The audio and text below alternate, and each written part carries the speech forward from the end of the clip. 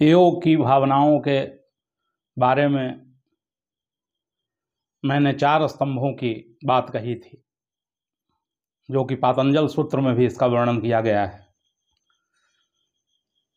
भगवान बुद्ध ने भी इसका समर्थन किया है, जिसमें करुणा प्रथम पॉइंट था और दूसरा मैत्री और तीसरा मुदिता और चौथा उपेक्षा। करुणा और मैत्री का वर्णन मैंने पहले के प्रवचन में कर चुका था। आज के प्रवचन में मैं मुदिता का वर्णन करूंगा। योग की भूमिका में या योग को प्राप्त करने के लिए, योग की मंजिल तक पहुंचने के लिए मुदिता की क्या भूमिका है। मुदिता तीसरा स्तंभ है योग का। बिना मुदिता के कोई वहां तक नहीं पहुंच सकता है। मुदिता तीसरा आधार स्तंभ है योग का, भक्ति का, ज्ञान का, कर्म का। क्योंकि सांसारिक व्यक्ति जो होते हैं वो मुदिता में नहीं जीते हैं। मुदिता का मतलब प्रसन्नता होता है। मुदिता का मतलब आंतरिक प्रसन्नता से अर्थ लिया जा सकता है। जब हम दूसरे के सुखों को देख करके हमारा चित्त जब खिल जाए कमल की भांति, तो उसको हम मुदिता कहते हैं। तो सांसारिक व्यक्ति और आध्यात्मिक व्यक्ति में ही फर्क होता है। सांसारिक व्यक्ति दूसरों के उत्थान को देख करके कभी भी प्रसन्न नहीं होता। दूसरों को की प्रगति को देख करके उसके चित्त में प्रसन्नता का अभाव होता है, जिसको जलन कहते हैं, ईर्ष्या कहते हैं, डाह कहते हैं। जैसे हमने सुना है कि 2 महात्मा तपस्या कर रहे थे तो भगवान प्रसन्न हो गए और उनके पास आए और उन्होंने कहा कि हम आप दोनों से प्रसन्न हैं, आपको जो भी मांगना हो मांगे, लेकिन मांगने का एक शर्त है कि आप अगर कुछ मांगते हैं उसके दुगना आपके बगल वाले को दिया जाएगा। यानी आपके मित्र को दुगना दिया जाएगा आपकी अपेक्षा। अगर आप धन मांगते हैं तो आपको जितना मिलेगा उसके दुगना मिल जाएगा पड़ोसी को, आपके मित्र को, आपके परिजन को, आपके अगल बगल वाले को। क्योंकि परमात्मा जानते थे कि इसके मन में प्रसन्नता नहीं है, भले ही तपस्या कर रहा है लेकिन है सांसारिक व्यक्ति। यानी सांसारिक व्यक्ति तपस्या भी करे तो उसका जलन समाप्त नहीं होता है। वो ध्यान भी करे, साधना भी करे, सिद्धियां भी प्राप्त करे तो उसका चित्त कभी भी प्रसन्न नहीं होता है, क्योंकि वह तुलना करता है दूसरे व्यक्तियों से अपनी। तो फिर एक महात्मा जो था उसने सोचा कि अगर हम धन मांगते हैं तो हमारा तो बढ़ेगा, फिर इसका भी बढ़ जाएगा। प्रतिभा मांगते हैं तो इस हमारी भी बढ़ेगी और इसके दुगनी बढ़ जाएगी इसको। तो उसमें ईर्ष्या, जलन, डाह की भावना थी, तुलना करने की भावना थी कि हमसे आगे न निकल जाए।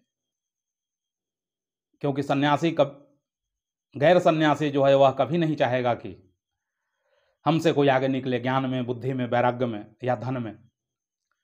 तो उसने परमात्मा से कहा कि हमारा एक आंख नष्ट कर दिया जाए अगर आप हम पर प्रसन्न हैं तो। यह बात उसने इसलिए मांगा था कि हमारा अगर एक आंख नष्ट कर दिया जाएगा तो पड़ोसी वाला महात्मा जो है, मित्र जो ध्यान कर रहा है, उसके दोनों आंख नष्ट हो जाएंगे। तो कहने का तात्पर्य यह था इस कहानी का कि साधारण व्यक्ति में मुदिता आ ही नहीं सकता है, क्योंकि कोशिश से मुदिता नहीं आती है। मुदिता स्वभाव है आत्मा का। जब आत्मा का हम सृजन करते हैं, आत्मा का जब विकास होता है, आत्मा का जब सकारात्मक विकास होता है, जब दूसरों को देख करके हम खिल जाते हैं, दूसरे के दुख में हम दुखी होते हैं, दूसरे के सुख से हम ज़्यादा प्रसन्न हो जाते हैं, तो मुदिता प्रकट होती है। मुदिता आत्मा का स्वभाव है, जिसमें सारे अहंकार विसर्जित हो जाते हैं। जिसका अहंकार विसर्जित नहीं है, जो दूसरों से तुलना करने के लिए अभी तैयार है, जो अपने आप में संतुष्ट नहीं है, जिसकी सारी कामनाएं नष्ट नहीं हो गई हैं, जिसकी स्पृहा खत्म नहीं हुई है, वह दूसरों से निश्चित रूप से ही तुलना करेगा और मुदिता या प्रसन्नता को उपलब्ध नहीं हो सकता है। मीरा ने कहा है कि ऐसी लागी लगन मीरा हो गई मगन, वो तो गली गली हरिगुण गाने लगी। महलों में पली बन के जोगन चली, मीरा रानी दीवानी कहाने लगी। मीरा को जहर दिया गया, लेकिन फिर भी उसके मन में जहर देने वालों के प्रति ईर्ष्या डाह की भावना उत्पन्न नहीं हुई, प्रसन्नता ही पैदा हुई। उसको हमने सुना है कि उसके घर वालों ने नागिन जाकर के पोट बंद करके भेजा कि डस ले नागिन और मीरा की मृत्यु हो जाए, और कहा गया कि श्री कृष्ण की मूर्ति है, कि भगवान की मूर्ति है, तो मूर्ति समझ करके ही पिटारी को खोलती है और उसमें कृष्ण की मूर्ति मिलती है और उसमें फूल चढ़ाए हुए थे। तो मुदिता इतनी शक्तिशाली भावना है, इतनी बड़ी संवेदनशीलता है कि हम जो भी चाहेंगे वही हमको दिखाई पड़ेगा। प्रभु मूर्ति देखें तिन तैसी, जिनकी रही भावना जैसी। अपनी भावनाओं का विकास करने के लिए मुदिता नाम का जो स्तंभ है योग का, वह बड़ा ही महत्वपूर्ण है। इसलिए पतंजलि ने कहा है कि जो मुदिता का प्रयोग करेगा जीवन में, प्रसन्नता का जो प्रयोग करेगा, आनंद का जो प्रयोग करेगा, शांति का जो प्रयोग करेगा, वह आध्यात्मिक उपलब्धियों को प्राप्त कर सकता है। ऊंची से ऊंची ऊंचाइयां जो होती है जीवन की, उसको प्राप्त कर सकता है और प्राप्त करके अपने स्वरूप में स्थित हो सकता है। इससे मुदिता का बड़ा महत्व है। सुकरात को जहर दिया गया यूनान में, मृत्युदंड की सजा हुई, क्योंकि लोगों को प्रसन्न कर रहा था, लोगों में मुदिता की भावना डेवलपमेंट कर रहा था। लोग उसको सुन करके खुश हो रहे थे, आनंदित हो रहे थे। लेकिन कहाँ सब लोगों को अच्छा लगता है कि सब लोग खुश हों। अधिकतर लोग तो चाहते हैं कि दूसरे लोग दुखी हों, दूसरे लोगों में मुदिता का अभाव हो जाए, आनंद का अभाव हो, शांति का अभाव हो, तभी उनको खुशी प्राप्त हो सकती है। और यही उनके गिरने का लक्षण है। क्योंकि अगर किसी को गिरना हो तो बस यही काम कर ले जीवन में, कि दूसरों को देख करके दुखी हो जाए, दूसरों के उत्थान को देख करके दुखी हो जाए, दूसरे की प्रतिभा को सुन करके और ईर्ष्या पैदा हो उसमें, दूसरे के अच्छे मकान को देख करके उसमें जलन प्राप्त हो, दूसरे के विद्वता को देख करके जिसमें डाह पैदा हो। तो सुकरात को जहर दिया गया, कहा गया कि तुम अपना वक्तव्य बंद करो, तुमको प्रवचन नहीं करना है, क्योंकि तुम्हारे वक्तव्य से हमारे देश के लड़के बदल रहे हैं, बिगड़ रहे हैं, सब तुम लोगों को बिगाड़ रहे हो। लेकिन एक संत महात्मा दूसरों को क्या बिगाड़ेगा। इसलिए सुकरात अपना प्रवचन जारी रखता है और जहर का प्याला मिलता है। जिसके दूसरे दिन उसको जहर का प्याला मिलना था, उसके एक रात पहले खूब निद्रा लेता है, खूब सोता है आराम से। बताइए, जिसको दूसरे दिन मृत्युदंड हो और उसके पिछली रात वह सोए, यह कोई महापुरुष नहीं कर सकता है। यह वही कर सकता है जिसमें प्रसन्नता भरी हुई है, जिसकी अखंड मुदिता कभी नष्ट न होने वाली है। जीसस को भी सूली लगाई गई और उन्होंने कहा कि thy will be done, Dai kingdom come, give me today's bread, यानी हे परमात्मा तुम्हारी मर्जी पूरी हो। जिन्होंने सूली लगाया उनको उन्होंने श्राप नहीं दिया, अभिशप्त नहीं किया, दुखी न हुए। उन्होंने कहा कि ठीक है, सूली भी दे रहे हो तो इसमें भी प्रसन्नता ही है परमात्मा की कृपा से ही तुम सूली दे रहे हो, क्योंकि तुम जानते नहीं हो कि तुम क्या कर रहे हो। तो दुनिया में जितने भी महात्मा हुए हैं, जितने संत हुए हैं, कृष्ण के बारे में तो मैंने सुना कि जीवन भर हंसते ही रहे। प्रहसन्निव भारतः, गीता में भी जब प्रवचन किए युद्ध के मैदान में तो हंसते हुए ही वचन बोले, उनकी प्रसन्नता कभी समाप्त नहीं हुई। वे हंसने वाले व्यक्ति थे, हंसाने वाले व्यक्ति थे, बांसुरी बजाने वाले थे। लेकिन हमारे देश का दुर्भाग्य कि वह मुदिता को उपलब्ध नहीं हुआ, उनके मुस्कुराहट को देख करके, उनकी हंसी को देख करके कभी प्रसन्न न हुआ। हमारे देश में बहुत बड़ा युद्ध हुआ, महाभारत का युद्ध हुआ, भारतीय महायुद्ध हुआ।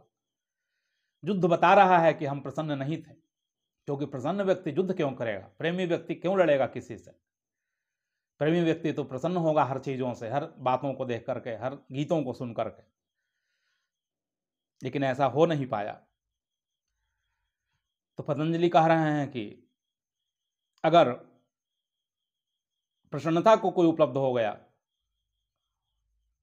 अगर वही होगी जिसको कोई कभी दुखी नहीं कर सकता है, उसका मोक्ष रखा रखाया हुआ है, उसकी निर्विकल्प समाधि जो है वह कोई छीन नहीं सकता है। बुद्ध कहते हैं कि निर्वाणता उससे छीनी नहीं जा सकती है। निर्वाण पद जो उसको प्राप्त हो रहा है उसको कोई नहीं ले सकता है। क्यों? इसका कारण है कि वह प्रसन्न है। हर देश में, हर वेश में, हर देश में प्रसन्न है, हर वेश में प्रसन्न है, सुख में प्रसन्न है, दुख में प्रसन्न है, गरीबी में प्रसन्न है, अमीरी में प्रसन्न है। सुदामा प्रसन्न है।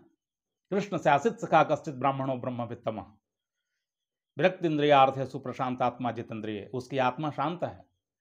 आत्मा उसी की शांत हो सकती है जो कि प्रसन्नता का अनुभव कर रहा है।